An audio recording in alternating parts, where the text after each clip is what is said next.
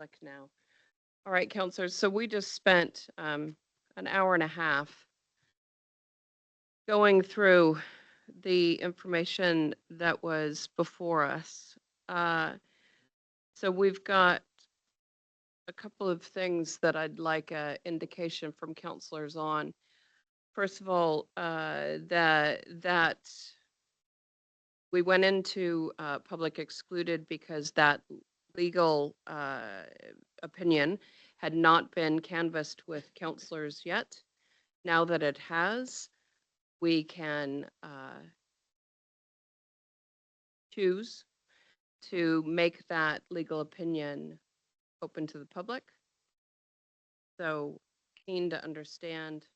Counselors have what, not moving anything because we're not making any, but we'll just be giving an indication to the chief executive that there is a level of comfort for counselors. Opinion go into. Just a quick question. If there is a subsequent memo from Tomkins Wake, will that automatically go into public? We would follow the same process. So it would be provided on a legally privileged basis so that councillors have the opportunity first to receive it, to consider it. Once you've considered it, we would ask you, are you willing to waive legal privilege and release to the public? So similar process. Councillor Downard. Madam Chair, thanks. I thought I'd have wait until I had my say into public open time. I'm on the JMA of Tarrant, been to the workshops, had discussions with joint parties through this review, and I was one of the ones that was glad that there was going to be a review on these JMAs, mainly because sitting on the JMAs, I felt as though it was a lot of on the agenda was driven by WRC and probably not by the iwi or the JMA people.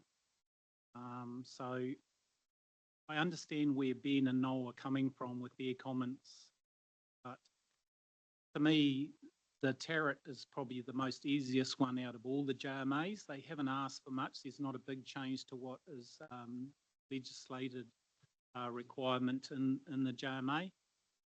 So I just feel, the last hour and a half has been on different people's interpretation of different words. And it comes down to a collaboration. And I just feel as though if we change stuff or we go back and get Thompson and Wake to, because they've already been to Te Ara and given them the legal and they're happy with their legal advice. I feel the same thing's going to happen with what's happened with Wairoa Midi, and that we're going to lose that trust. And I think there is a strong trust between WRC and the Tarrant. So I'll be voting for these changes as they stand now with what's legal opinion.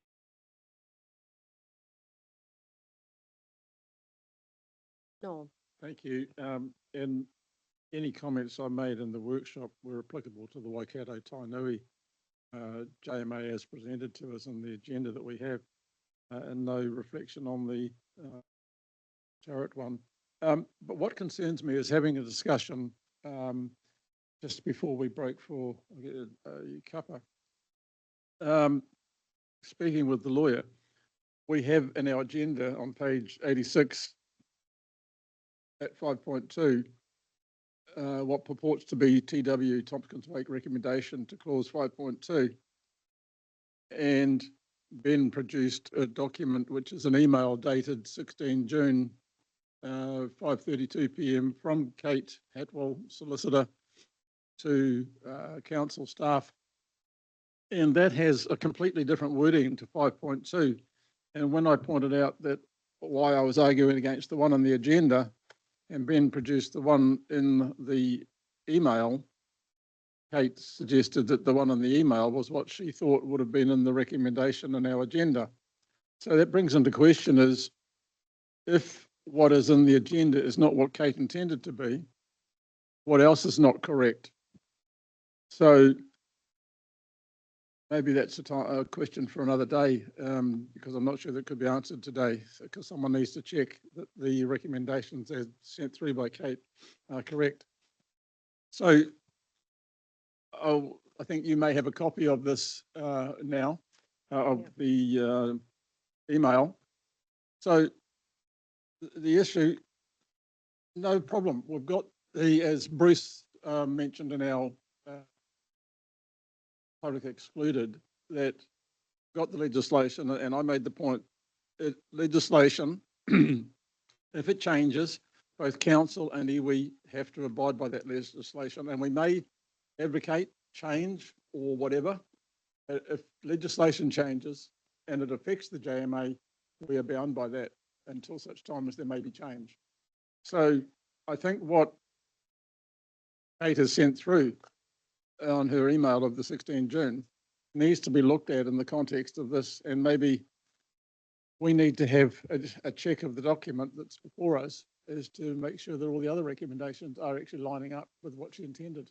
So thank you for raising that, Noel, because I think that's quite concerning from my point of view, that the advice that has been communicated from the lawyer is not reflected in the agenda.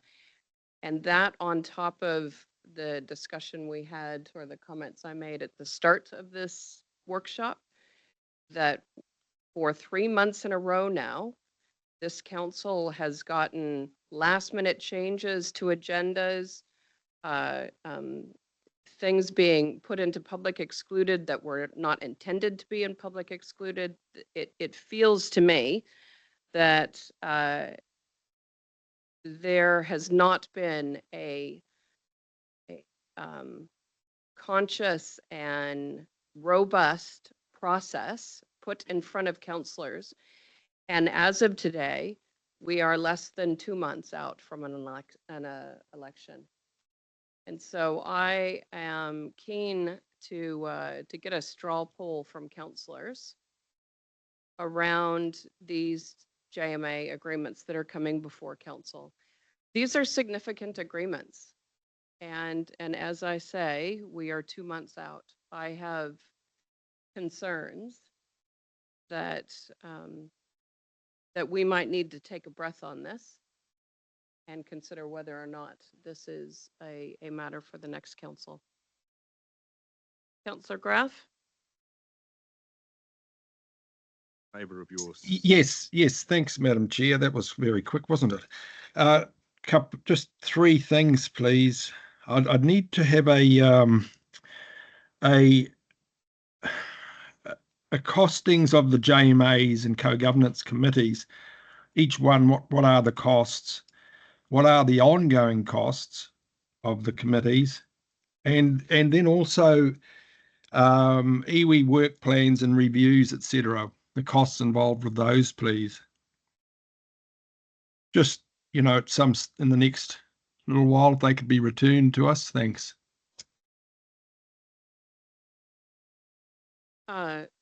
Thanks for that, Councillor Graf. So I've sort of put a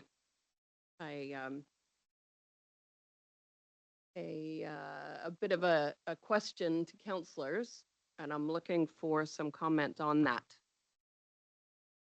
Yeah, we've got a hand up. Councillor Marr? No. Sorry, I've got speaking order. I've got Jen, Tippa, Warren, and then Robbie. Jen. Thanks. So I hear what you're saying, and I'm really keen to hear from the CE and Mali on that, obviously.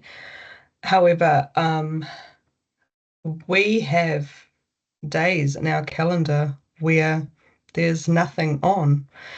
It may be campaign time, but we're elected to get the work done of this training, and I think it is on us to do our utmost to work through the process and rise to the occasion to get it done. I just think it is a bit of a cop-out, personally, to kick things like this down the road. considering the significant time invested. So there is always an opportunity to pause, but I think that with this, there is also an opportunity to schedule what needs to be scheduled to show in good faith that we will do our utmost to do the work that we're elected to do. There is plenty on for the next council already. And they actually, should the wording of this review time frame, be passed, have their own review to do of this that they can initiate. So that's my view on it at the present moment. Look forward to hearing others though.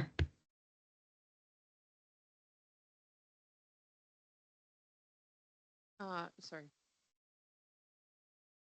Pippa. Kia ora tātou. I think about 4 months ago when we started receiving the review detail, I did note that we would probably end up in this point where it'd be too hard for this council because we've been pretty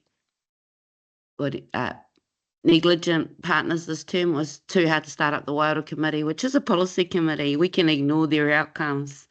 JMAs at best are legally bound through and can be litigated by iwi through their treaty settlement. So again, what are we wasting time on? If you're going to vote against it, you're going to vote against it. But whether we do it this side of the ledger or the other side of the ledger, I will be disappointed that we burnt hay all triennium to get to, we'll leave it to the next council. I think that's irresponsible.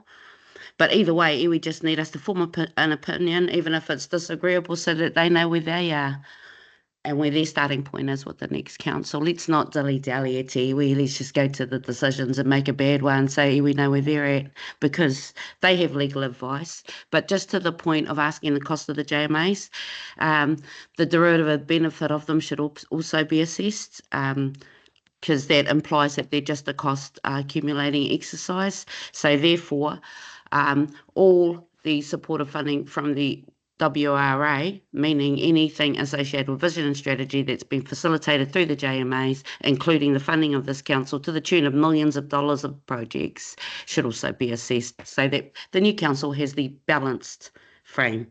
Because let's note, without iwi, there would be no river funding, and a lot of the gains that we've had at council should be recorded in the same way. So kia ora. But I'd rather make a bad decision now, Madam Chair, to your point, than leave it the responsibility of a new council to again use 3 years to not learn how to be in partnership and therefore delay. Again, it's not about iwi, river objectives. So get on the right side of history, whānau, or not, but do it.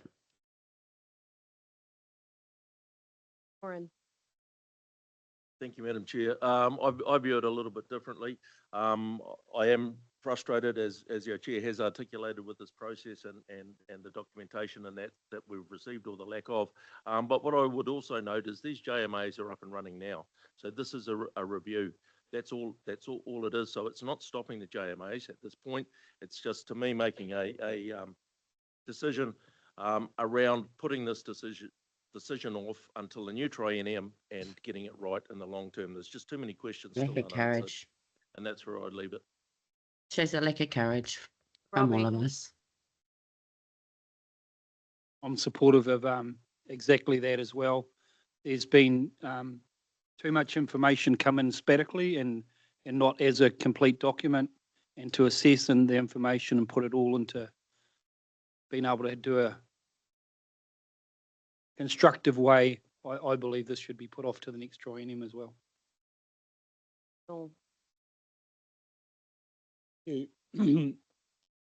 Just touching on a question there before that concerned me is about the cost of the JMAs. The JMAs are created as a result of a statutory decision, the legislation that was passed starting back in 2010 with the Rapari Treaty settlement. treaty settlements. Exactly, thank you. So the cost to me, whilst council must be mindful of what it spends, is irrelevant, because we are committed through legislation to honour that agreement, that legislation and their subsequent JMA agreements. The point's been well made that the JMA agreements are currently in play. We undertook through a recommendation from staff to include a KPI for the chief executive to review 2 of the JMAs. One I'm particularly interested in, obviously, is Tainui, but I'm also interested in the others. But I rely on the constituent councillors to give a greater input in that area. So I look back at our meeting with the Waiora Committee, and that took some time to get there. And there was an issue that was still outstanding for some on the committee. And I approached as I stood in as the chair that day, approached the joint committee chair and spoke with her and told her of the concerns from some of our members and that it would be difficult to get it through council without iwi considering some changes. With my hope, but surprised to some extent, iwi agreed that they would agree to 3 small changes. Clause 8 and in addition to, can't remember the clause number, in relation to going back to council and to the iwi authorities if we're in dispute. Talking to people is our greatest benefit. And I find the process that we do here at council rather difficult. We send staff off to do everything and bring it back. And more often than not, certainly in the JMA space, we don't like it. And I'm not saying I don't like it, but as a council, we seem to be quite negative about it from some quarters. I miss the direct contact with people who are, if we're the council, the governors, I like talking to the other governors directly and find better outcomes are achieved. I'm not sure that council is mature enough yet. I've seen it elsewhere where councillors give guidance at the start rather than at the end and try and change things. So I'm of 2 minds as to whether we try and push on now and correct, because I think in the spirit of partnership, we should try and get this done. But again, I'd rather see it done properly. And I take note of your comments, Tipper. But I wouldn't want to be part of a bad decision. And so I'm just going to, as I've done once or twice previously, sit on the fence at the moment and wait for the rest of the debate.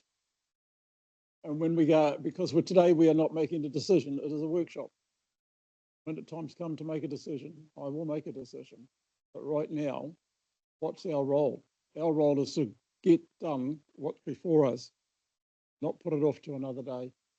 So, yeah, I've probably said enough right now, but I'm frustrated because I sit on the sideline because I can't get in the tent. Getting in the tent now is too late. Really do find that. With council processes. And I'll be cheeky enough to say that if I'm still here in a few weeks' time, I won't be seeking change of the way we do things around here. Anyway, I'll leave it at that. Thanks. Bruce. Thank you, Chair.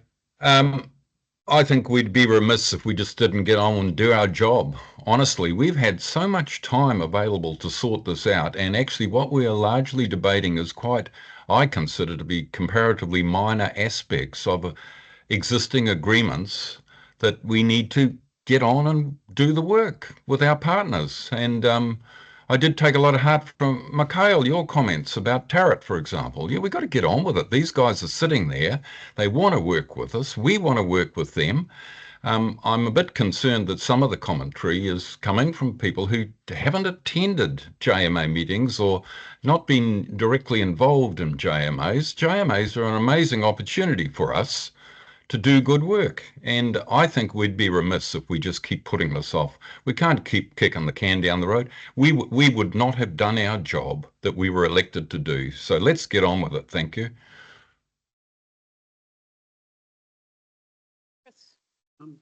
Thanks, Madam Chair. Look, the fact that these committees are currently operating, seem to be functioning effectively and working, means I don't see the urgency for change, but that's me. And regarding costs, have always been a great advocate. These JMAs were forced onto the Regional Council by the Crown. Nothing to do with our ratepayers, and as such, I believe the Crown should be meeting the bill for the total of our interaction with the JMAs and their continuation, and I'll be advocating for that. Katrina. Okay, a couple of things, I guess, is that first and foremost, I sort of agreed with Chris about if it's not broken, what are we fixing? A review is also necessary. I agree with Tipper and Bruce, but I also want to reiterate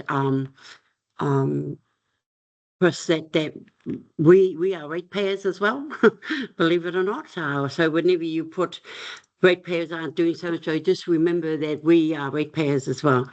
So going back to JMAs, they've been here for a while. They were instigated, as Tipper said, by the Crown. If there's nothing kind of broken and the reviews are necessary and the iwi have accepted, I'm not sure what we're debating because, like Chris said, if it's not broken, why are we going through it? So, and guys, believe it or not, today, and as of when election closes and starts, I am the only guaranteed councillor for 2026 at this time. So I want to move on as well. I would like to give our iwi and our councillors coming in next year the guarantee that we did something, we have done something, we have finished something, we started it. I don't believe we should leave such a big take to a brand new board because we're going to go through it. It'll take half a year for them to come up to scratch, to go and end up in the same place we are now. So I'm happy to move along for iwi's sake and for the WRC's sake and the fact that at this time I'm the only guaranteed member for 26. Okay, I'm keen to hear from Ben and Angela. Ben. I spent the weekend reading 363 pages of documents that I had to go and print out of my own printer to get to be able to read. And I shouldn't, having read all that, then find that I have to go back to an email from the 16th of June to find a clause that's missing from the document that's fundamental to how this process works. 5.2 is the key issue that we were debating because it was intended to lock this council into opposing legislative change brought in by the new government. And so it turns out the recommendation here from Tompkins Wake in this document is incorrect, and the actual one that they did originally agree to actually states clearly that we can't be locked into these things under Local Government Act. The process that's been followed to date does not give us a clear and transparent process to sign off on this agreement. There are other issues in here, for example, that I'm concerned about.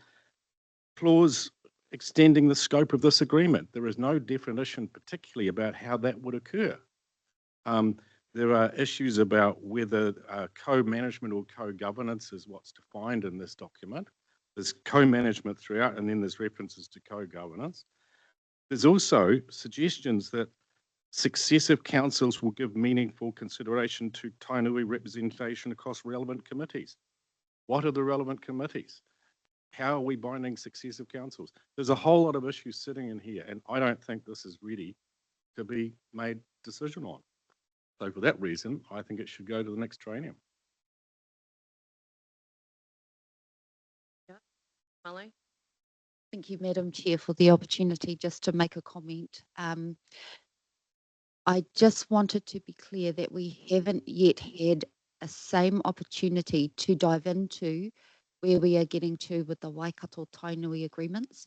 There is more work to be done there. We are waiting for the legal review from Waikato Tainui, at which stage Tompkins Wake will also assess the legal review, and a conversation will have to come back to council in a workshop. So I just want to point out that the comments that you're making are specifically about the Waikato Tainui agreement.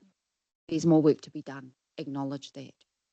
Although if we do make the straw poll as indicated by the chair, we won't be coming back to it, another workshop prior to the end of the triennium.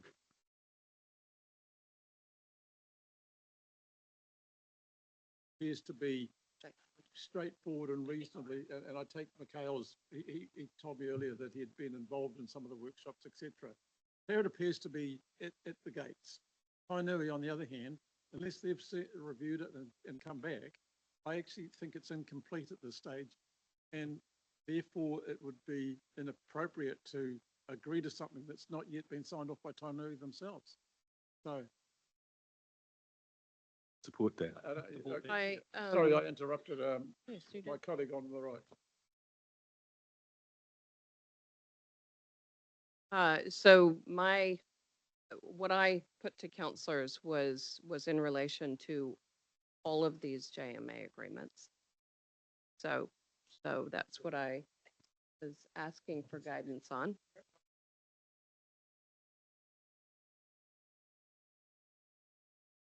Right. Angela.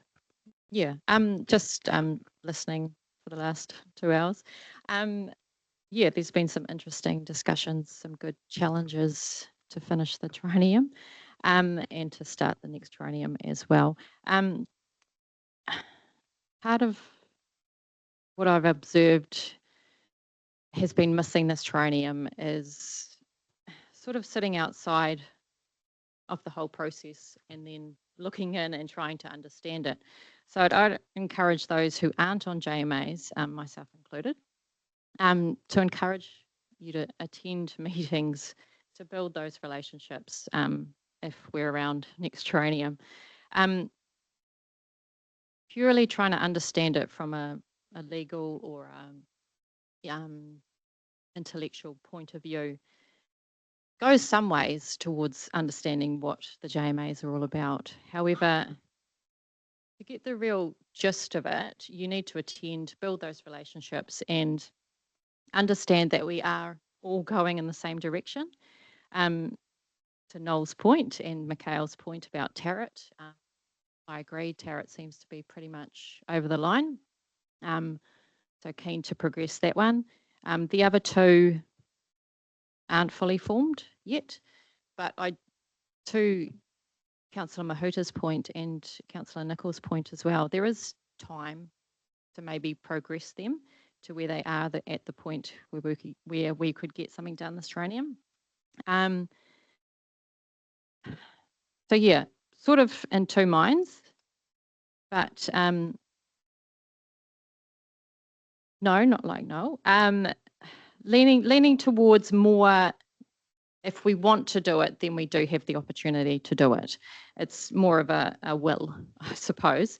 Coming back to Councillor Mahuta's points around what the partnership with iwi actually contributes to our council as well. We've heard a lot about the costs and our money, going out the door. We also need to look at what comes in the door as well and what co-constructs our kaitiaki, for a better word. We're all here for the betterment of our environment and our region for now, but also into the future, whether you farm it, whether you live in the city, wherever you live. We want to protect the environment now and for the future. So to me, kaitiaki is what we all want to do, whether you call it kaitiaki or not. So I think Tarrant's ready to go. The other two, we do have time if we want to pursue it. So that's my 3 cents worth.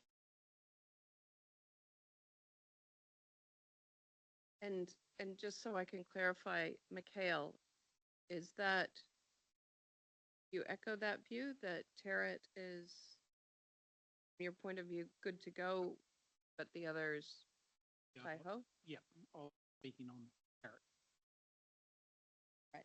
Just trying to get a real good, clear indication of how we might proceed. Just clarify that we're still potentially awaiting another legal opinion from ONTAC that will then before the next calendar.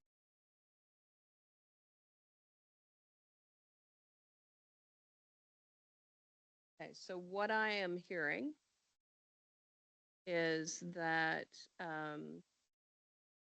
from point of view of Tara, we've got clear indication from Mikhail and Noel, Angela, Jennifer, Tippa, Katarina, Bruce, that there's a level of comfort to proceed with that one. I'm hearing from Jen, Bruce, Tippa, and Katarina that they're comfortable to pursue everything. I'm hearing from Robbie, Chris Warren, Ben, and Angela, and Clyde, and myself that I lost myself there. Not Sorry. prepared if Tara has still got legal opinions to come in to sign it off. Right. I'm comfortable that we're at a mature level and we're at the gates, but until we get that final comment from the lawyers, then we can't say yes. And just to confirm that you can't do that today. Yeah. No. Okay.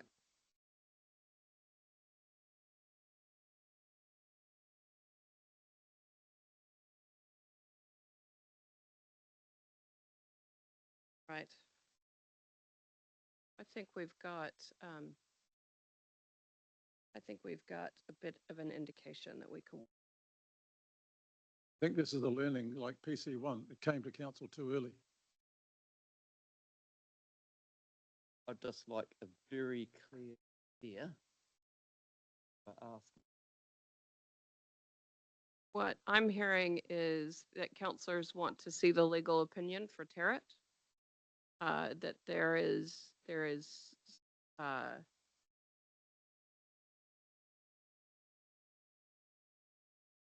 a majority view that could progress on the back of that legal opinion being canvassed. But I'm also hearing a lack of appetite given the circumstances, the repeated circumstances of documentation not necessarily meeting the standard that the councillors would like to see. I'm hearing that there is no appetite for the other two to press this. I've got a question, Madam Chair. It's directed to Marley and Chris. And I hadn't heard further from them before anyway to my previous question, but the thing is that the Waikato Tainui legal advice that was mentioned here, I mean, it sounds like this workshop's happened prior to us receiving that from them. And so, you know, that's a timing issue as well. Do we have any indication when that is likely to arrive? Yeah, thanks for your question. I was expecting it to land last week, so it is imminent. Still haven't received it, but it will be received in the near future. Well, we do have time to workshop that legal advice potentially, depending on when it does land. yes, I think that's a little bit of something to take into consideration, Chair Pamela, just around the note that if there is time to have a workshop to look at that, I think that's still the right thing to be doing. Absolutely. And then just a last point was a question, please, Marley, again. The CMLA from memory is the one that is way overdue being reviewed, noting it's a legal requirement to review it. And a huge amount of work put in by Sarah Leland to get that happening. And that's been tied into the JMA due to the nature that we didn't want to repeat things in two different documents. How overdue is that CMLA review? Could you remind me or remind us? 2017 was the last time it was reviewed, so 8 years since it's had a review. You do raise a good point, Councillor Nicol, because we've just had a discussion about separating out the Waikato Tainui agreements from the Te Arawa River iwi agreement, because there's no reason why one can't continue and is closer to landing. And the same can be said between the two agreements with Waikato Tainui. So the co-managed lands agreement may well be at a place where the parties are ready to land that agreement.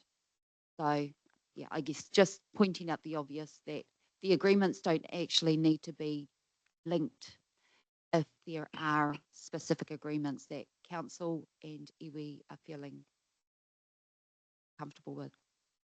Thanks for that. That's really helpful. And I just, my very last comment actually will be, I get a few comments from around the table being said around the JMA seem to be functioning effectively. Well, that's because the people who have been going to them have been putting in the work to make them function effectively. And the work has been largely to review the agreements. So that's where people such as, it sounds like, Mikhail and myself, for example, are really requesting that council puts in the time to help that come to an effective conclusion as well. And I'm really keen to, as a member of the Risk and Assurance Committee as well, to be in compliance with our legal obligations to get these reviews done. Some reviews, like the coastal plan, so overdue. It's actually quite embarrassing at times. So yeah, that's my request to council, is just to put in the time with the workshops. Should the information become available from Waikato Tainui, to have a look at how parts or all could be completed to make things easier on the next trinium. I've got Angela, Tipa, and then I'll come to you. Angela. Yeah, thank you. Probably just to follow on from what Councillor Nicol was saying around, yeah, if we can get that information to progress it, then yeah, I'd like to see that happen. Tipa.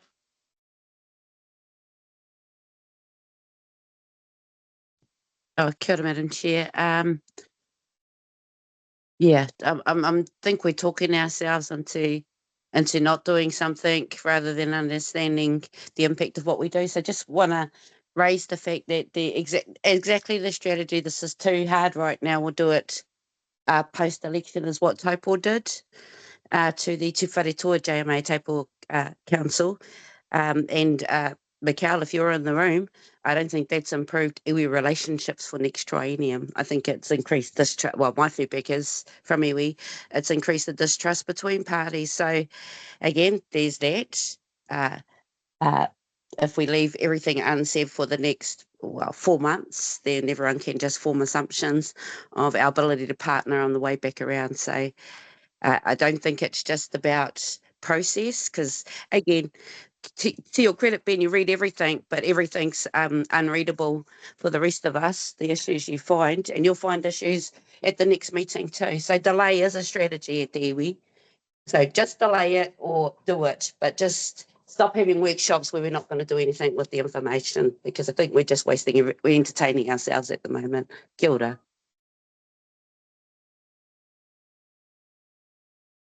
Ben. I believe that what's written in legislation is important and that we are held to account to it, and it means subsequent things. So if a clause 5.2 is incorrect, can't progress with that, it shouldn't be my job to find that in the first place. As far as the joint management agreements, it seems to me that according to the legal opinion, they are going to be merged with the Apatu process, and that they weren't supposed to be done separately, and that the joint management agreements are just standardized for land that council can shares, and that process is working fine at the moment. There doesn't seem to be any real need for urgent movement on that.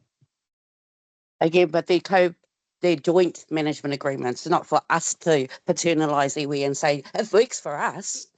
What's your problem? Ben, they got a treaty right to have this conversation with us, that's all. Catch up. All right. Hey, I'm going to have you paraphrase your CE. what your what I think I've Marion. heard. So irrespective of whether council wants to make decisions in this triennium, staff are going to have, and we need that because it's whether you want another workshop on them or not. We need to get some people to, we can make a decision at some point. What I think I've just heard is that there's sufficient interest, and I need very clear direction to make a decision subject to a thorough legal review of the JMA. I think that's what I've heard, that it's a divided view around the. I think I've heard that those present today, there's not a majority view. Yes. Decision in this council. The review of the. But confused about the. Marty, is there anything that you've heard and that you've? I'm on the same page as in terms of what I heard. So there are mixed views, particularly about Waikato Tainui agreements and where we're at. So the two views are essentially pause and wait for the new council, and the alternative view is to carry on to the extent possible this term, so not delaying decision if we get to a place where the agreements are landed between the two parties. That last bit was in relation to Tarrant. That's what you've just said. That's what I'm hearing around this table.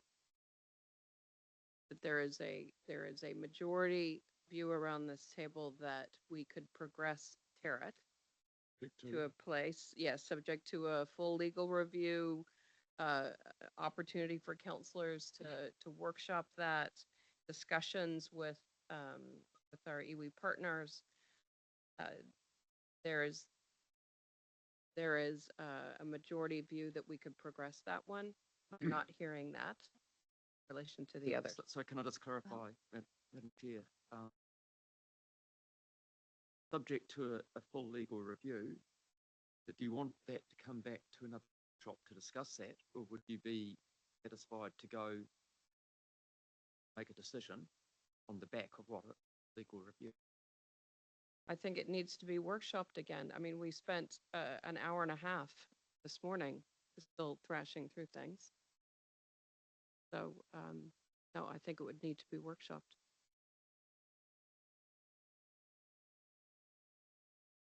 May I check too then, if and when we receive the Waikato Tainui legal review, if we are still able to workshop those agreements this term?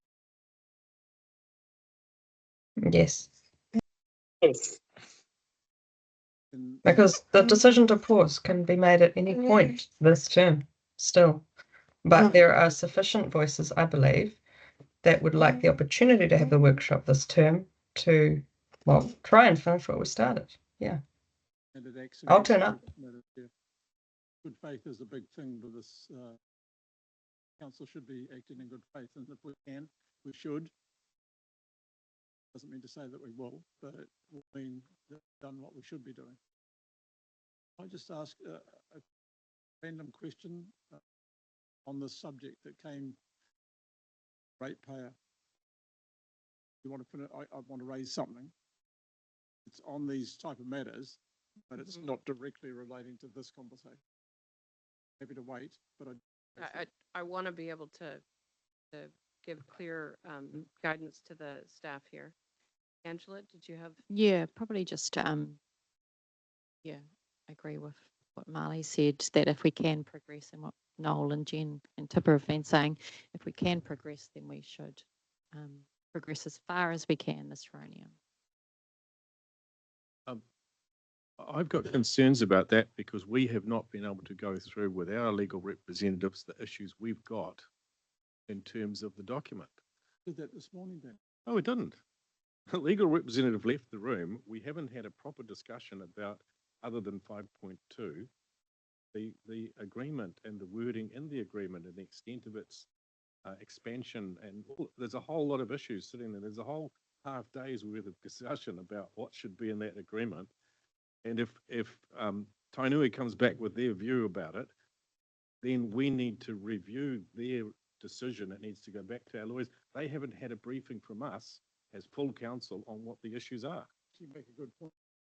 So far as Kate did say that she did not review the whole document, she only reviewed what we suggested to change. So until that whole document is reviewed, and that should incorporate the Tainui feedback. Yeah, it's a matter of process. Yeah, it's a matter of just scheduling it. That's fine. We can't do it all today. I get that. Yeah. So, through Madam Chair, my request of yourselves is to give direction whether you'd like that to come back in the workshop. Could be concurrent with if we have that information, a full review, and Yes. ask questions, Question, sorry. triennium or not. We just need very clear direction. What I'm hearing, Sure. council, what I'm hearing from councillors, and speak up if this is not correct, is that they want to, they want the opportunity to further workshop, in particular Tarrant, based on, or following on from the conversation we've had this morning, as well as whatever progress we can make on Waikato Tainui. Okay. I'm hearing appetite for further workshop. Yep. Yes, my understanding is that Tarrant would be we're almost over the line, so that should take a small percentage of the workshop, and the bulk should be Tainui. And not to question staff, because I think there has been enough information. But again, it's it's our learning curve, and the information provided might not be in the same trajectory. But can we be assured that questions are received prior to that workshop? Otherwise, we're just going to do this again. Sorry, it just seems No, I overcooked don't think now. you should. I mean, No, the that's only unfair. thing is though, Tippa, is when we have papers change at the last minute, it can be difficult to. No, I was in support of that, so that we can have a fulsome workshop about all the matters, that we just collect Tamale all our questions so that we can see they've been placed and addressed. Otherwise, we get back to the circulation of process, when we're really just delaying.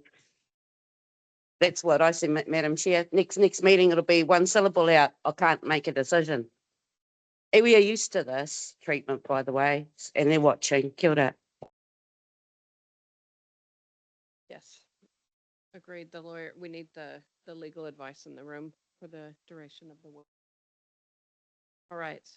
I think we have given very clear direction that, but if there is some commentary that you think is going to benefit this conversation. I'm not sure what staff and Chris are taking away, but as far as I see it, there are still a number of unanswered questions, which hopefully Kate will come back with. She didn't give us a brief on what she'd picked up, so hopefully that will answer that, and happy to see that in the workshop.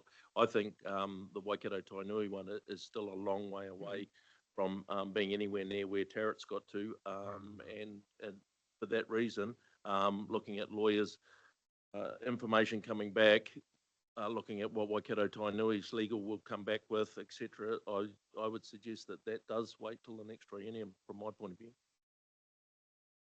Robbie? Yeah, thank you, Madam Chair. Fully supportive of what Warren just said, and I think what Tippa's just mentioned before is totally unfair. I believe the lens that Ben scrutinises the papers with is got a. Let's not get into it back and forth, eh? But she started it. Oh. Okay. But they're that's feeling, that's sorry, good. I'm just That's speaking all my right. truth because I predicted this 4 months ago. Yeah, I can yeah. pull the minute All out right. if you like. Thank you, councillors. Thank you. Okay, Madam just Chair, one of the issues, if I can True to get to form. it now, please, is that a constituent has been in my ear for some time, but yesterday I think he made some brilliant sense. In that he said, you guys are up against it, whatever you do. I'm paraphrasing his comments. And he said, why don't you take this process out of your hands to some extent? And I said, what the heck do you mean? He said, well, you've got an LTP process. And when you want to change and review your agreements, you're missing out the public. And we sit around the table representing different constituencies, but we are here to act for them. And I take that pretty seriously, and I think most of us do. The issue then is that where does the public get to have a comment on these changes? We had legislation negotiated with iwi and different settlements, and then that imposed obligations on the council. But the community makes up the council, in my view, and wants to be heard occasionally on some matters. So I would like to see a future council giving consideration to when reviews are undertaken. They either take, I'm looking at the cost of consultative processes and the likes, but he made the suggestion that you incorporate it into the LTP process. And I did say I thought that might be a stretch. But anyway, we need to think about our constituency. There's 14 councillors here, and then there's iwi, but we don't. Iwi have their constituency, we have ours, which and often we share the same. So it's just something to reflect on, I think, is we need to make sure that we reflect the views of our constituency through these. So I just ask you to consider that going forward. Thank you. And it's how do we take our entire community along with our process, alongside our process, so that they understand what's being considered, what's being debated, and how it might impact. Madam Chair, could I just make a comment on that? It's probably a really important matter that you've raised, and I hear it gaining traction, I suppose, around the country. What I'd pose to you to consider with that type of matter is that you're elected in to make decisions. There are some things that you need to consult with the community because they are because of significance. And Marley's probably in a much better position to be able to articulate this than I am, but it would probably open a wide range of conversations about every decision that you make about what may or may not be deemed significant, how that would be determined. It's not about this matter in particular, I just think it's a broader thing. If I could take you back, Chris, to the issue, Waikato Tainui made a request through the JMA meeting that the terms of the JMA be taken to the entire rohe outside of the Waikato Waipa settlement process. Therefore, that is the sort of discussion that affects others who were not subject. A legislative process was undertaken for the Waikato Tainui claim. People to take it's Waikato rohe outside that, but those people are not affected. And suddenly, if we were to say as a council, yes, we agree, well, we've done something that has affected a wide part of our community and our electorate that has not been given an opportunity to comment on that. Those are the type of issues that they were talking about. So I think we need to be more considered in how we get and gather the views. I know I've got a wide network, and I'm sure most of us have got wide networks, and we get feedback. Some are opposing feedback, and so you do have to make a decision. The reality is we need to be transparent in our process. That's all I'm asking. Thank you. All right, we need to move on. All right? Yeah. So I agree that Tarrant is close to being completed, and that subject to the legal opinion coming back, we can cover that in a workshop, which would mean that in September we could make a decision on Tarrant. I don't believe that the Waikato Tainui is anywhere near that stage, even if it was workshop between then and now, and that we should pass that one to the next council. I think we've. Could I just seek we've clarity gotta- on why it's so different? What are the issues that are so huge we can't overcome them for a workshop to the councillor? So Our what, understanding of them? what I have summarized is that we will workshop both of these further Thank you. and we'll see where we get to at the end of that. All right? Ka pai, otherwise we've decided today what's acceptable, and I don't think that that's the role of this workshop, was to receive information and debate it. Yep. Thank All you. right. Okay. I really want to move on. So Jen, I see your hand up, but I've articulated Yep. what our direction is. No, that's cool. It's just the final point was in line in that, I think what Tipper was saying before as well was just efficiency. So I have had a few instances this training where people have brought things up and like several points, when they knew about them days before the workshop or the All right, we've meeting. canvassed And this, bringing it Jen. on the morning of makes it really hard for the staff to address We've it, got and then that. that wastes our Yep. time. So I just want to We've make our canvassed time that. Thank you, worthwhile. Jen. Thanks. All right. I think we've got a direction. Let's move on. Okay. So are we going to go through the Waikato Tainui bit as well, or no? We're going to move on to the Te Nehi Nehi Nui? I thought the Well- role was to wait for the advice. Yes, that's exactly what I was going to propose. There's really little benefit of diving into it at this point when we still need to get the legal review from Waikato Tainui and then further assessment by council's legal people. So we should park further discussion to a workshop. Right. In the future. Right. Everything's in, everything's correct. The workshop papers are well prepared in advance and all counselors get an accurate pack. Perfect. Yes. And yeah, All right. Te Nehi Nehi Nui. thank you. Councillors, we are quite behind schedule. We had Paul Beverley lined up to assist us with the next two topics. It's 11:30, so he's had to leave. But we'll still cover the material that has been circulated, answer the questions that you might have. And if there's any really tricky legal things, then we'll take note and we'll get that advice from Paul Beverley outside of the workshop. So addressing the Te Nehe Nehe Joint Management Agreement schedules, you might recall that earlier in the year, March, we did bring this topic to a council workshop. Just to bring you up to speed and reflecting back on what's driving this work. In December of 2023, Council, Te Nehe Nehe Nui and the 4 district councils within their area entered into a joint management agreement. That joint management agreement gives effect to a couple of pieces of legislation that is specific to Te Nehe Nehe Nui. They're listed up there on the screen. The JMA requires the parties to further develop 9 schedules within 12 months. Next slide, please, Brooke. So when we last had this discussion with council in March, we're at a point where many of the schedules had been drafted and presented to council. Those schedules were number 4 through to 10. And over the last few months since March, some further development has occurred through a joint working party of staff.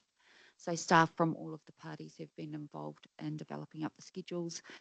And so the update since March is that the sites of significance schedule is now complete, and that is within the workshop papers.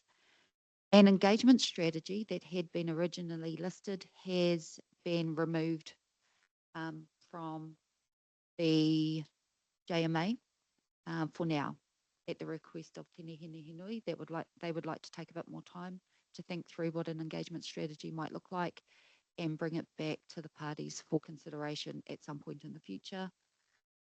There has been some amendments made to the scope of the JMA to clarify that the area is limited to council jurisdiction.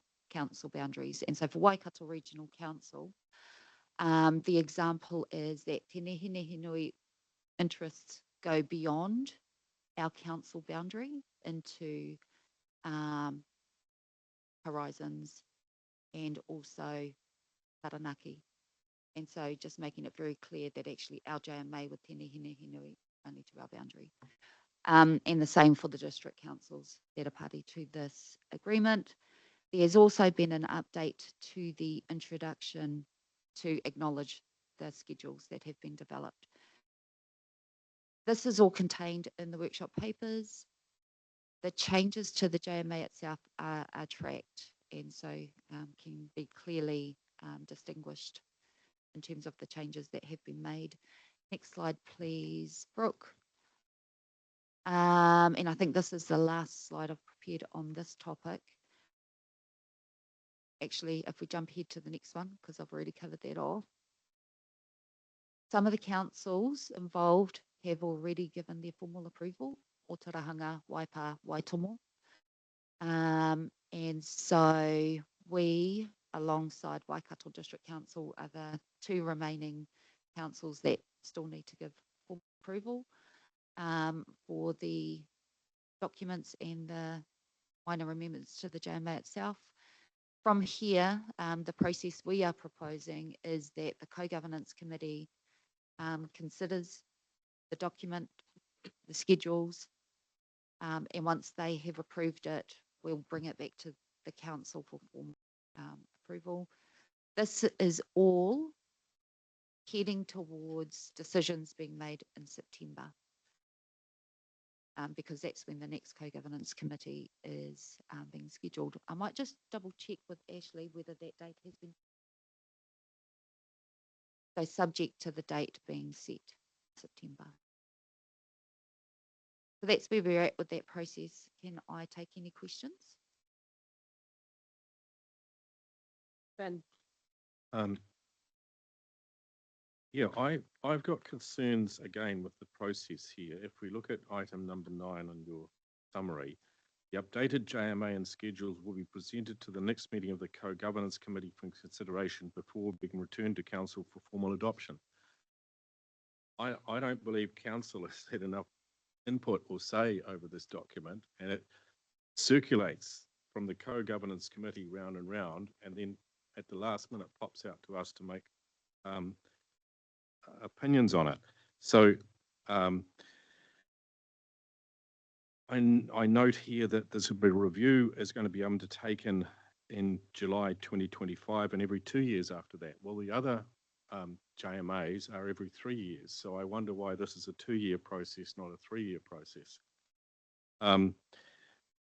When it comes to the dispute resolution process, which is dispute resolution item E, when it came to the Waiora Committee, we had a specific clause that allowed that council was the final decision maker on what it decided, whereas this just pushes it back to a dispute resolution process.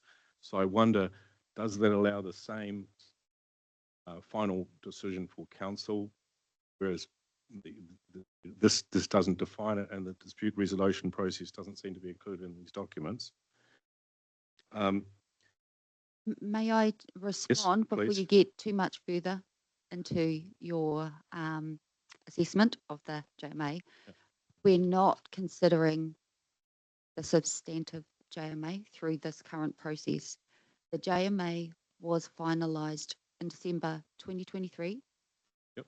What we need to do through this current process is develop the schedules. So we committed to developing those further schedules within 12 months. We're already overdue because 12 months from signing is December 2024. We're now halfway through 2025.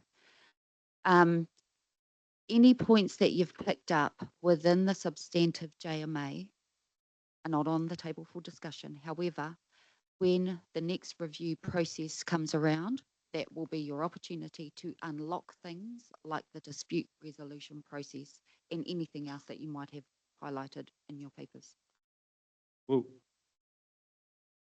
except you've got a new clause added in here the scope and application of this agreement will only apply to the council. So you are adding new clauses in at this stage. And you're telling me I can't make any recommendations about clauses changed. To be clear about where that particular amendment came from, it didn't come from Waikato Regional Council. It has been raised by another party. And given the nature of what it is seeking, the clarity around the scope, it is highly likely that all the parties are going to agree to something like that. But once you start unlocking clauses on dispute resolution, that is not something that can be addressed easily. It will take a more fulsome process, which is not what we're in the middle of doing at the current time. In this respect, we sat down with the Waiora Committee and spoke with representative from 5 River Iwi, and they were in agreement. I understand have come back, their group, saying that they are happy that to be, as we signed off as council, in the reference that should there be a dispute, it goes back to council and the River Iwi, whereas instead of cascading from the committee down to one chief executive and 5 iwi chief executives, it actually goes back to the full body. So you've got the Waiora as a subgroup of the JMAs now having that ability to go back to their full councils, whereas the JMAs don't. And I think it's inconsistent not to look at iwi and council has agreed to with the Waiora Committee. I'd like to see something in here like we've had from Tompkins Wake on the primacy of the Local Government Act in relation to the Waikato Regional Council, that we're not locked into these agreements, that we actually have final decision making at full council, and it doesn't appear to be in here. I see that we are currently reviewing the schedules, is that correct? I don't have a question on wording. It's a question on there's discussions to be had about funding for Te Neti Niuhu for capacity building, participation in council projects, and provision of services from Te Neti Niuhu Council. These seem to be things that are actually going to have financial implications on council. In the documentation, it said there would be no necessarily financial implications, and yet that in particular does seem to do that. So I see it says discuss, but sometimes when those words are written down, it means where staff are then engaged to provide that funding rather than not. So my main concern is the process for adoption, that it seems to just go around in a circle and then through the co-governance committees. And I think we need to address that in future, how these things. And I note that this is progressing quite rapidly, given that we had 2 for the chief executive. This one will almost meet your second view KPI if the Waikato Tainui doesn't make it. May I just respond to the couple of things that you've just highlighted? Ben, thank you. First of all, the matter you raise about resourcing was a similar question, if not the same question, that was raised the last time we discussed this with council in March in a council workshop. So it's not a new matter that hasn't been raised and addressed. So the schedule itself isn't committing council to anything in particular, not committing council to resourcing He Nehi Nui. All it is doing is committing us to a discussion.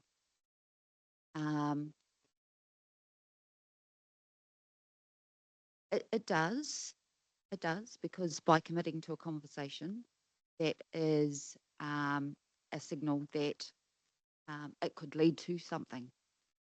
It could, but it is at the discretion of council to decide what that something is, if anything. And will that be at a co-governance committee level, then recommended to full council, or will full council have a say over that before decisions are made? The co-governance committees do not have the delegated authority to be able to commit funding, and so it would have to be a decision of council. And in answering that question, I just wanted to highlight this has been before council before, but this is not the first time. So sorry, Chair, but funding Mali needs to be explicit. You're talking funding from WRC. Each JMA has their own right to seek funding from other funders. Yes, there are other councils parties, so they'll be having the same conversations as well.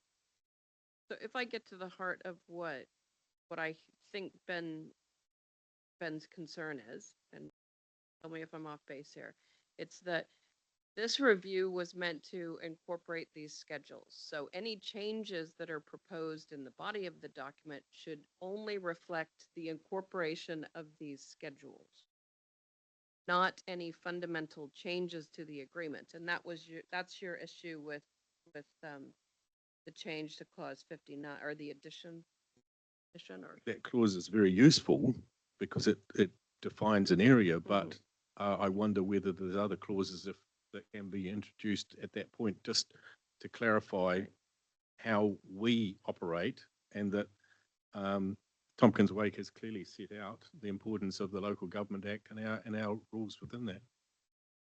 And what I'm hearing from you, Molly, is that if we wanted to do those things, have that conversation, that comes with the full formal review of the JMA.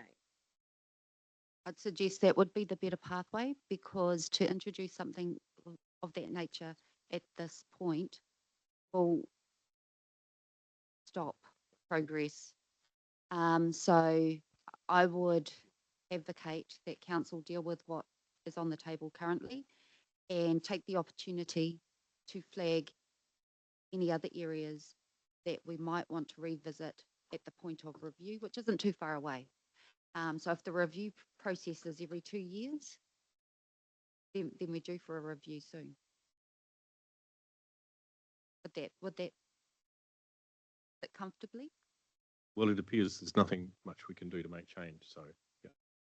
I'd also suggest, Councillor Dunbar-Smith, you did suggest that co-governance followed by council decision-making might not fit comfortably with you. We could flip it the other way round, bring this to council at the end of the month in August before it goes to the co-governance committee. That is an option. I'd like the Chief Executive's view on that.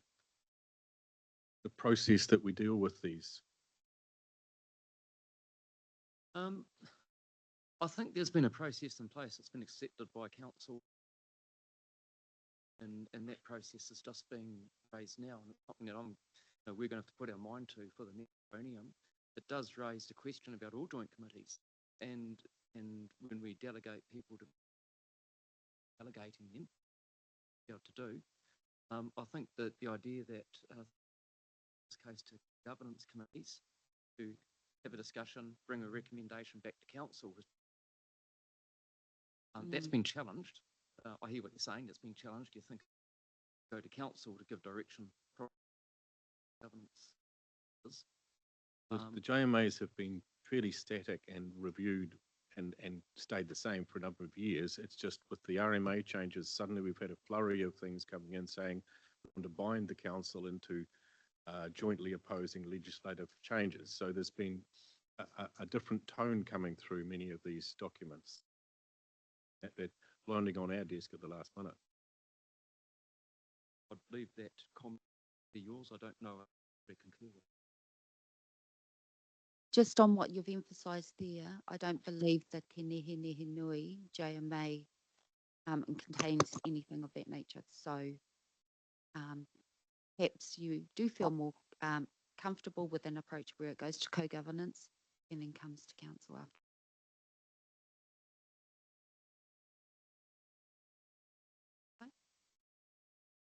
Not really. Not really, Kapai. Just, again, just feeling a little frustrated with trying to make progress and yet have a situation where counselors feel that they are informed enough, that they've had enough time and opportunity to engage with this material. Chair, I think we need to differentiate Te Mihi Nui because that's in its infancy development. So it's not like the others where they've been longer and due time.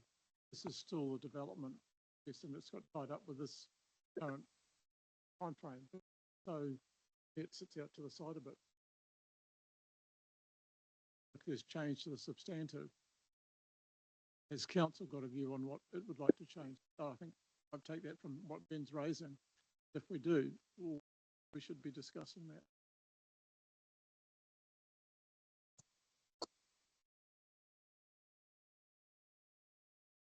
Yep, Molly?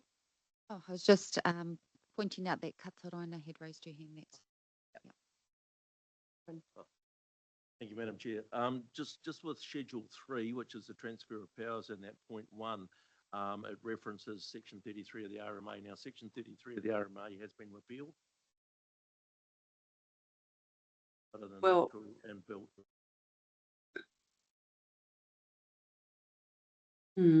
We just get some clarity on that. Tracy, are you able to comment? While Section 33 was repealed by the Natural and Built Environment Act, the Natural and Built Environment Act itself was repealed. Section 33 RMA is still. So the Parent Act RMA is still, that will be repealed. The House either later this year or year, still in operation until that new legislation receives through going well. So the 1991. Still the substantive. 1991 as last amended prior to Natural and Built Spatial Planning, as well as the last 2 amendments and also the one that's going through the House this week. Short answer is Section 33 and Section 33 they still remain in the Act. I might want to change that on the. Yep. I'll bow to Tracy's vast knowledge. Yes. Katarina. Thank you, Marley. Just a quick question around who this JMA sits along and how do we as WRC intend to justify our comments when this particular JMA is with more than just us. If you remember rightly, back in the day when we organised something with Maniapoto, it was not with WRC alone. So the JMA between Te Nene, you've got Aotearoa, Waikato, Waipa, Waitomo councils, along with Waikato Regional Council. How do we, or how have we planned to ensure that we're not going over and over and over because the other councils aren't quite on par with us or whatever? And then you've got Ngāwai or Maniapoto, which is the Actor South, which back in the days when I was on the JMAs, that's the only meeting we had with Maniapoto was under that Ngāwai or Maniapoto, and all of us councillors met. I just need to ensure that where do we stand if we're doing this review on this particular JMA for WRC when Te Nui has combined their JMAs with all the other councils? Yeah, thank you for the question, Kataraina. This joint management agreement is unique, fairly unique, because there are a number of parties involved. Other JMAs that we have with River Iwi are just between council and River Iwi. So what it does mean in practice is that when we are developing the JMA and or making any additions or changes, it makes it more complex in that all the parties, and there are multiple, have to agree with the additions, the changes, and anything else that you want to do in the joint management agreement. So in order to get these, I guess, develop the joint management agreement and further schedules, we've done so by establishing a joint working party that includes relevant staff from all of the parties, regular updates to the Co-Governance Committee, but also the opportunity for the respective organisations to receive information directly. So just reiterating that we have brought this to council before. And when we did bring it to a workshop previously, 4 through to 10 schedules were all presented and talked on, and there were no issues raised at that point. So if we are raising issues now on those things that you've previously had, it, I guess, it's a step backwards. Then we have to have the further discussion with all the parties. I just wanted to ensure that WRC understood that this is not us alone. So if we are making any significant consideration around this JMA review, then it doesn't just affect us. It has to be approved by the other councillors involved. And I would presume that the councillors or WRC who's on this particular JMA would know that anyway. So I'm not, no, it's all good, Marley. I know we know what we're doing because we've been doing it for the last so many years, but this is the end of a triennium and you don't know who we're going to get next year. So you don't want to go through the same thing over and over. Thank you. Goodbye.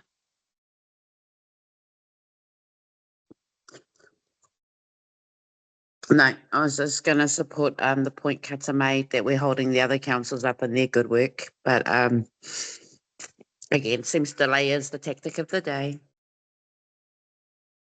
Ben.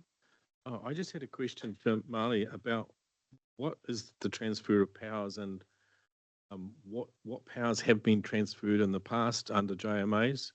Because I note that the request for transfer of powers is now coming up in the mana whakahono as well, and that this might become a significant issue for council in future, particularly as it appears that Te Neti Niuhu can just give notice that they want transfer of powers. We have to consider it. So what kind of powers are we talking about?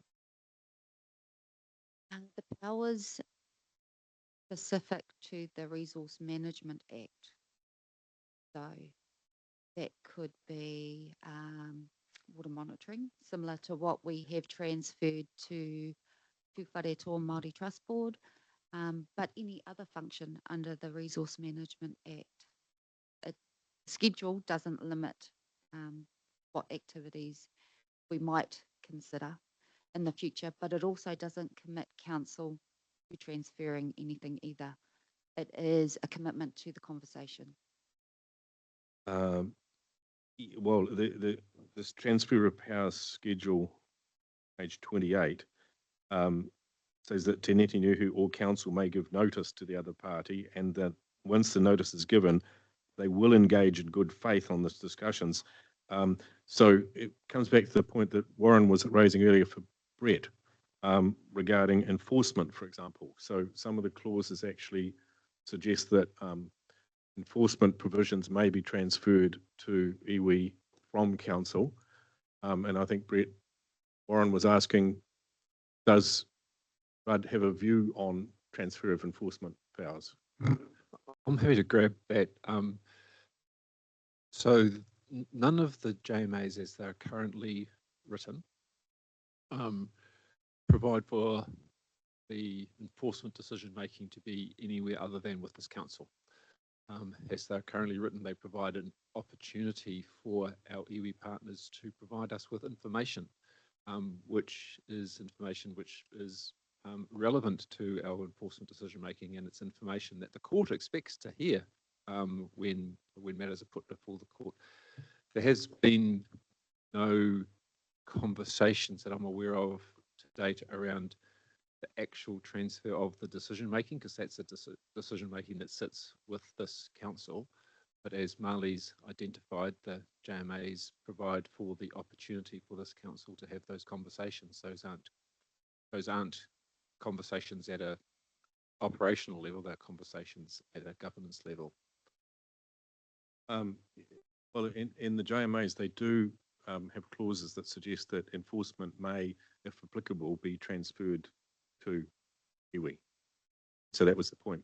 You know, has the discussion been had with your team about that in any case? So over a number of years, there's been conversations around a range of regulatory matters, decision making, enforcement decision making, and what comes with that decision making responsibility. So, for example, the responsibilities that sit with this council as the consent authority, making decisions and then defending appeals on decisions. So those are, as the JMA provides for, discussions, but if there was ever to be any desire of iwi parties to pursue conversations around any transfer of powers as Section 33 provides for, they are a conversation between at the governance level between council and iwi authority, it's not a staff conversation around the appropriateness or otherwise of that transfer of power. Okay. Yeah. Would that be something, Marley, that was made at a co-governance committee level? Transfer of powers? No. Only council has the authority to transfer a power or a function to another organisation. So the co-governance committee couldn't commit council to that anyway. It would have to come back to council. The other thing is there are very high thresholds attached to a Section 33 transfer of functional power. Council has to be satisfied that the person or organisation authority that is taking on responsibility has the capacity, capability to be able to do so. There's also a consideration around costs. There's also the requirement to go through a special consultative process that involves public consultation. So there are a number of things that must be satisfied before we even get to transfer a function and power. All we are doing within the schedule to this joint management agreement is acknowledging that a conversation could be had. Now, to actually get to the point of identifying a specific function or power that might meet all of the criteria, there's quite a process to go. So did we go through a special consultative procedure for iwi monitoring of water in Taupo? So there's a process there. It's just the wording here, as Noel raised, raises expectations. Councils are going to explore appropriate opportunity. I mean, it sounds like it's easy to happen, not much reference to Section 33 and the difficulties involved. I guess it's unnecessary because that is in the Act. It Right. sets out all of the requirements that must be satisfied. So to bring it into the joint management agreement is not necessary. It is a legal requirement. And I hope that by explaining to you today what those legal requirements are, you are satisfied that there is a robust process that must be followed in the first instance. And just for Tracy, if Section 33 disappeared under the previous government's changes to the RMA, but is now back in again, is there any indication that Section 33 will remain in future? I think important to understand that while the RMA field, section's got a new number in the new legislation. So the transfer of powers section, and I've got it in front of me because I did just want to reiterate what Marley said. It is quite explicit, it is quite detailed, and there is a process. So intimating a conversation is quite different to going through the comprehensive just outlined. From what I understand of drafting, coming up with the new legislation, these provisions will transfer of powers, as you'd appreciate, where it is to people who can undertake that power as stated, and my computer just shut itself, of course. If it's the best outcome for the community, the RMA, the amendments to the RMA are wanting. And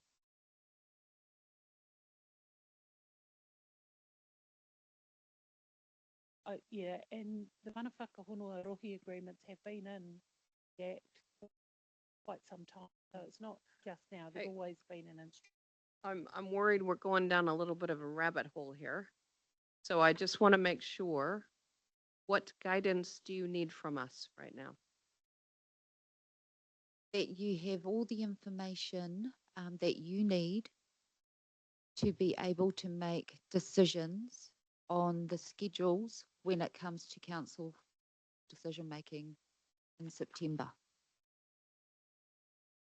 Is there anything Councillors. more that you might like from us?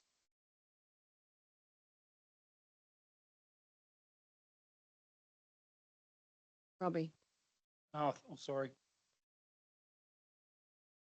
Oh. I think Molly answered it, that it's there, but it threshold to be able to do that sampling and that is quite high. So just can understand where Ben's coming from, that maybe that should be, that's in the RMA anyway. So yeah, I don't know how you explain that more clearly. I suppose is what I was trying to get to, but does it need to be? And my only concern is that they're being written into these agreements as if it will easily happen, and there's nothing in there that says there is a complex process to go through. See section 33, because otherwise it's not aware of section 33, which I haven't been aware of either. You assume it's a simple process and will happen without a special consular procedure. Somebody will point it out, Ben. Somebody will point it out real quick. All right.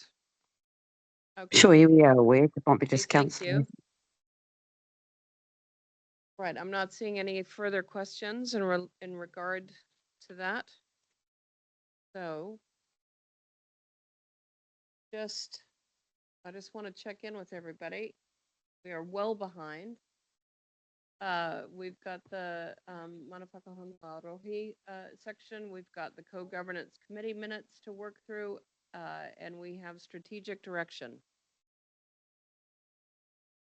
Madam Chair, can I, just a suggestion, to me, if we take the strategic direction as read, it's something for something for the new council to be looking at moving ahead. I don't see a lot of value in rehashing what's happened over the last 3 years in that strategic direction myself personally. So I've read it all, read Karen's presentation.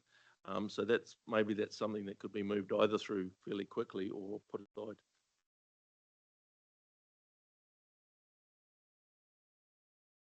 I probably have contrary views. I think the strategic direction was asked for specifically, and it's the number one thing that we do. And it's the direction that informs the next. Yeah, it should. I have a few questions over the process we've got to up till now. But yeah, just keen to understand what comes before that, and where we're up to with how long those other things will take. Yep. Karen. Thank you, councillors. I am very happy for us to do this another day when there is actually an opportunity to start afresh. It's less about rehashing the past 3 years and actually setting us up for a really constructive and optimistic 3 years ahead. And also because we've started a series of engagements with your stakeholders, you might want to have a conversation about that. Looking forward to this discussion with you. But I do take the point that you might well wish for another day. So with your leave, it would be helpful perhaps to reschedule for another workshop day. Yeah, I'd prefer that. I'd just So like we're to talking note, about scheduling another Okay, and workshop. everything today is just going to be hash, so that's a good call.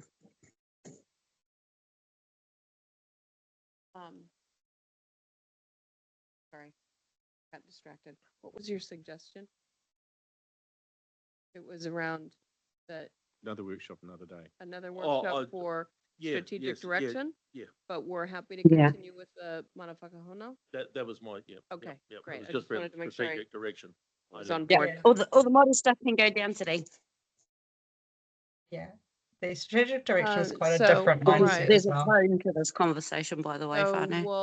we'll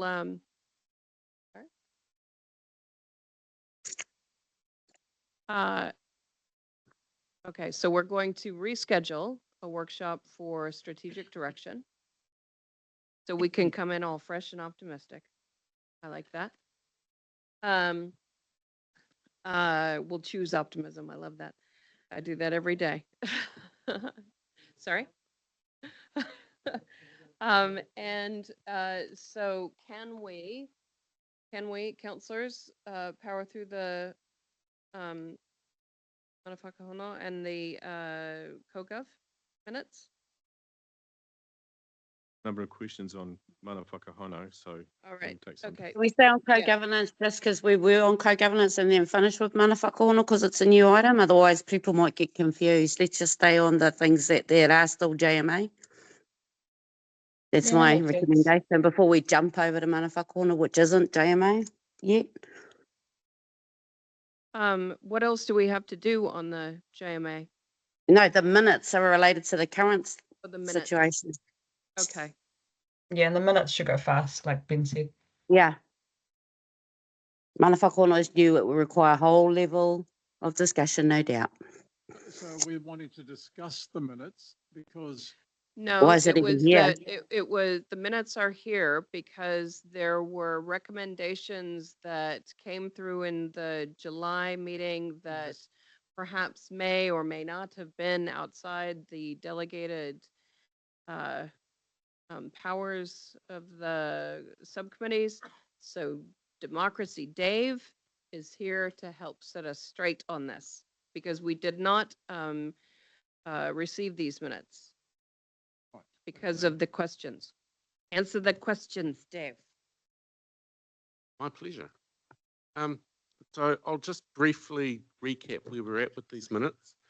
They have been presented to council a number of times for receipt, and obviously we have not received them. And there has been some confusion about the contents of the minutes versus what receiving the minutes would bind council to, and so on and so forth. So let me start by first of all stating that when we receive or confirm minutes in council, that does not bind council to any of the decisions made within them. So it is not a sign, for example, that you are endorsing the content of the minutes. In the case of receiving them, you're merely stating that you've received them and read them. In this, when we confirm a set of minutes, in contrast, you're not agreeing with the contents of those minutes either. You're merely confirming that the details contained within those minutes are a correct record of what occurred at the meeting. Where we find ourselves with the minutes that we're talking about today is that there have been a number of resolutions made that were either outside of the TORs or confusing in terms of their intent. And in the report, I've tried to capture in 4 parts what we're looking at. So we've had where the decision falls within the delegation of the committee, they've made a decision and that's the end of the matter. There's no details for council to consider in that case. The second one is, for example, where a committee resolves something that is set out in legislation. For example, it would be like a committee resolving that they support clause such and such in the RMA. While you can resolve that, it's a really pointless type of resolution because we're required to comply with those legislative requirements anyway. So in terms of that, those sorts of resolutions we wouldn't be inclined to bring forward to council for consideration because they apply already. The third one, of course, is the genuine recommendation to council for consideration, of which these minutes contain some that have not perhaps been clearly tabled for consideration by the council. And in that case, we will seek to sort that out. From a process point of view, recommendations come to council in one of two ways. We will either, when you receive or confirm the minutes, if we are passing a resolution, a suggestion on, so a recommendation, we will clearly state that in the covering report. Receiving the minutes does not mean that you are adopting anything inside them unless it's covered in that covering report. And lastly, of course, we've got the ones where the committee has perhaps resolved something that is outside of its delegation.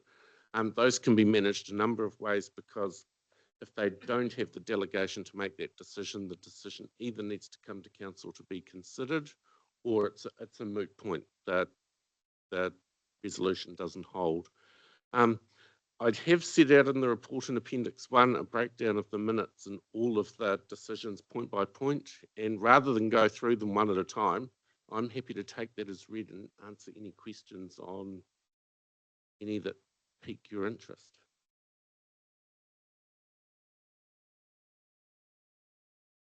Ben's interests are piqued. Yes, they are. So can you tell us which is the one here that was not following a proper process and did need to come back as a recommendation? I'll start with slide number 3, Brooke. This is a recommendation that is possible. I'll just get Brooke to bring it up on screen. This is a recommendation that the Raukawa Charitable Trust and Regional Council Co-Governance Committee recommend that the integrity of the joint management agreement be maintained, and its model promoted by the signatories as an example of effective co-governance within any new planning frameworks. Quite a long sentence. So, for example, the first part of that agreement is that the JMA be maintained. We are signatories to that agreement, so we must maintain it. So from a resolution point of view, the first half of that set out in our legislative requirements. We have agreed to the agreement, we must abide by it. The second part is that the model be promoted by the signatory as an example of effective co-governance with any new planning frameworks. It's quite a broad recommendation and can simply be noted. There's no action arising from that agreement. Except promoting something as an action. That's correct. So the recommendation is that council promote it. So when these minutes, for example, came to the meeting, we did not put forward a recommendation that anything happened with this, that was included in the minutes for noting. So the recommendation wasn't made that any activity be undertaken by council any further than that. Right. Okay. Yep. And one where have you got another one there where it did need to be done? I think that's the. Hang on a minute. And you're just setting standards for future for the way these are going to be reported. A really interesting one. I'm trying to find one that's not too, we've got one that's broken up into about 15 parts, and I'm trying to avoid going through all of them to keep things moving along. Well, I think it's the Raukawa Charitable Trust Co-Governance Committee supports a joint advocacy approach. Okay. We're aligned. That's one it's a clear recommendation for council. Joint. It's at the bottom of your first page. Bottom of the first page. Can you go to slide 5, please, Brooke? Okay, so the one you're talking, this is the one on screen? Yeah. That the Raukawa Charitable Trust and Waikato Regional Council Co-Governance Committee support a joint advocacy approach, etc., etc. So this can be read a number of ways. You're correct in that there is a clear recommendation to council where the committee is looking for some advocacy work to be undertaken. That is one way to look at that. Now, as I've written at the bottom, what our approach to this would be, we would not generally try to, by way of the minutes, get you to approve or endorse complex resolutions like this. We would, for example, and you'll have seen examples of this from other committees, we would note that recommendation, and a report would come to council either at that meeting or a later date to cover that off. And a good example of that happening, the side issue would have been the sensitive expenditure policy at council last month. Risk and Assurance made a recommendation that council adopt, but we simply received those minutes and then we tabled it separately. And that was to allow further documentation to be included for you to make that decision.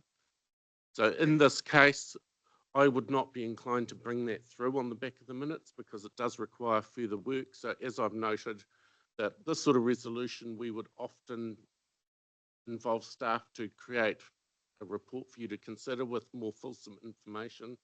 So you can consider the implications obviously under the Act, and then that report would come separately. So again, receiving the minutes with that resolution in them does not bind you as council to support that approach. Well, I raised this in the first place because it seems to me that they are advocating that council supports a joint advocacy approach and locks the regional council into approaching central government protection of settlement. You know, so that whereas the way it could be read is if the trust and the council support that the Raukawa Charitable Trust advocating to government. Yes. So that's the way it should have read. Greatest respect, then you've got words there, we're aligned. Council wasn't aligned, that's our out. So there should actually be government, comma, we're aligned, comma, protection of settlement. No, but it's a messy process to try and lock council into it. The minute we approve the minutes, we are deemed to have begun the process of that recommendation. That, that's not what I've heard from you. We need to be really clear that in the case of the co-governance minutes, you are not being asked to approve the minutes. By receiving the minutes, all you are doing is saying that you have read them. You don't necessarily agree with, endorse, or support anything contained within them unless that's resolved separately. Wouldn't it, I suppose the challenge here though is that, you know, take your point that in us endorsing it, it doesn't bind us to this, but when the co-governance committee approves the minutes, receives the minutes or approves. Yes, that's right. Whatever the words are. Then does that not? No.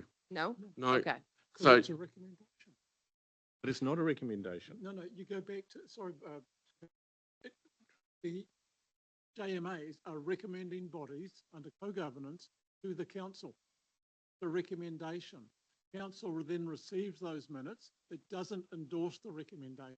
The receipt of what that JMA group did, when it goes back and they confirm the minutes, it confirms that they made a recommendation to council. End of story in my belief. that's right. So just to be really clear, receiving or confirming a set of minutes, unless you so resolve, does not mean you adopt or support anything contained within them.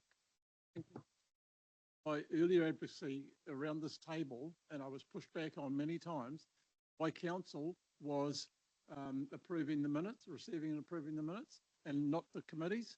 And now we've gone back to the committees and they're doing their own confirming of the minutes.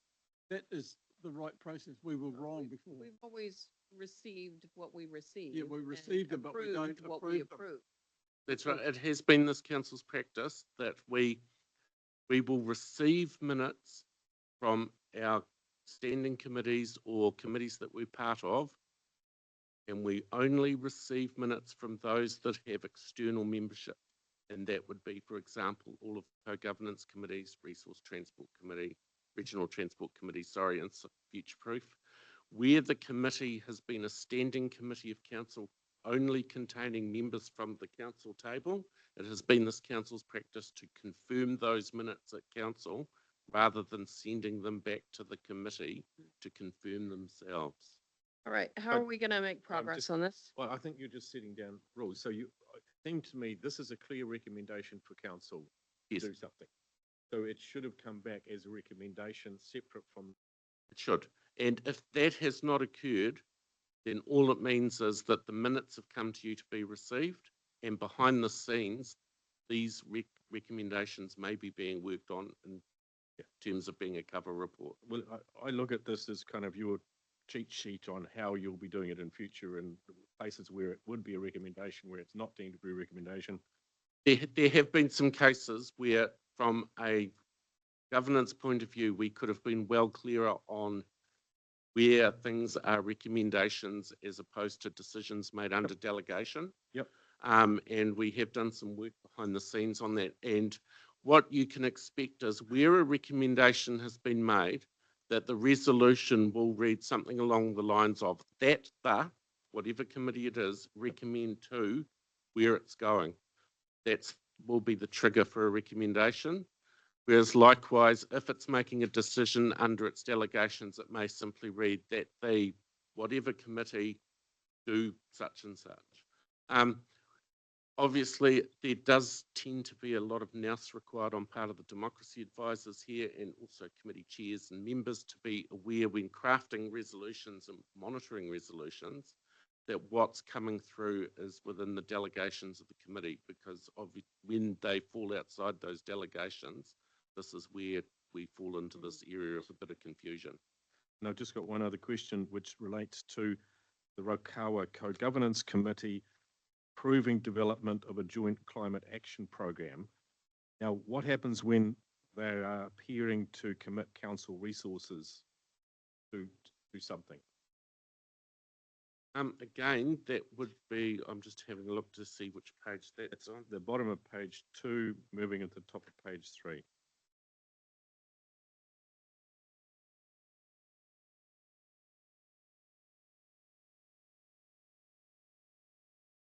Okie dokie. So that one, so while it does tend to read almost like a recommendation, there are obviously behind the scenes number of work programs that are in progress anyway.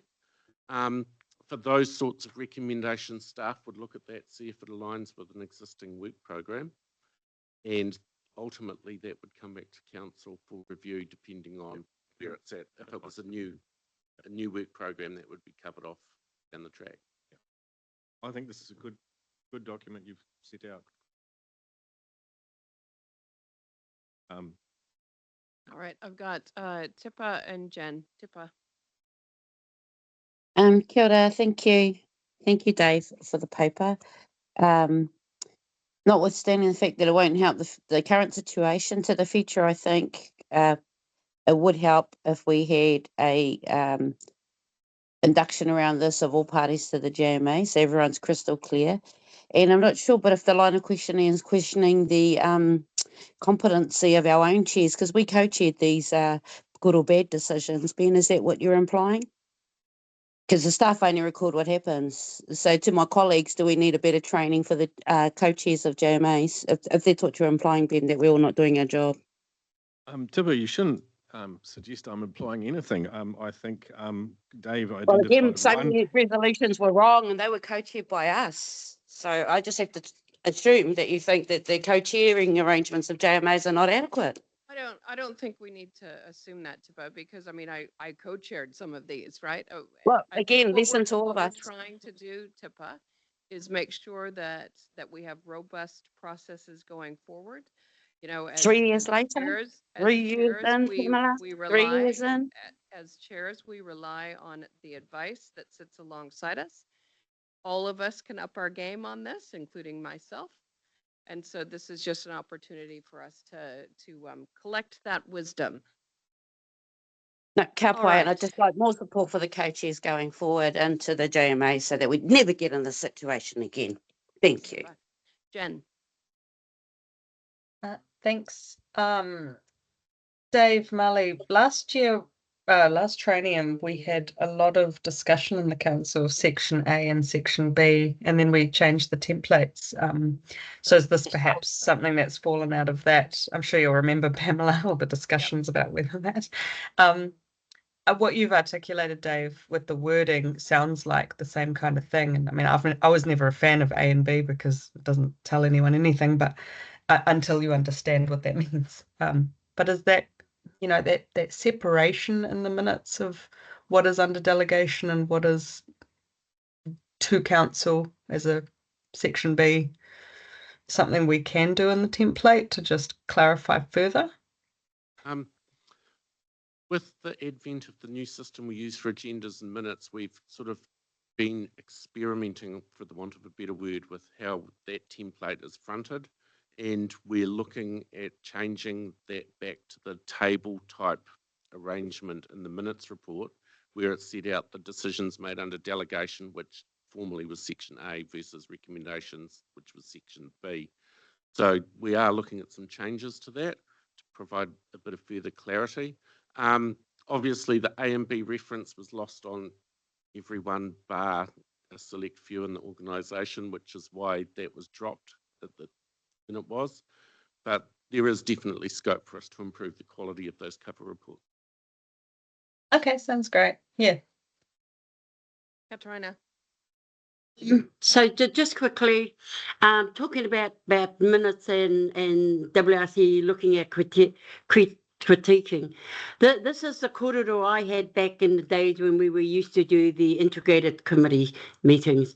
I said we had no right whatsoever to critique their minutes at all. Our job was to do what we should do. This is what we're doing right this now.